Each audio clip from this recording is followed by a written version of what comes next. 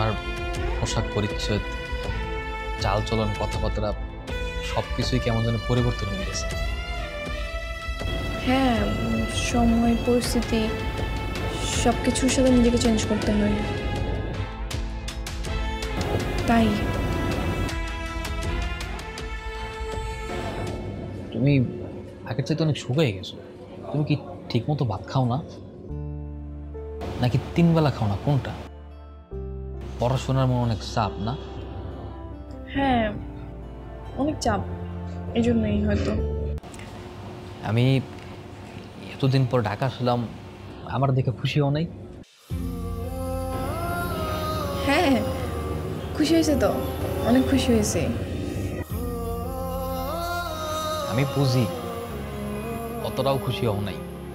আগে তো মিলে আমার দেখতে লাভ দিয়ে খুশি যে তোমার জড়াই ধরতাম, জড়াই ধরে বলতো যে নিশান আমি তোমার অনেক ভালোবাসি, তোমার অনেক মিস করছি, তুমি এতদিন পর আসছো, আমি অনেক খুশি হয়েছি।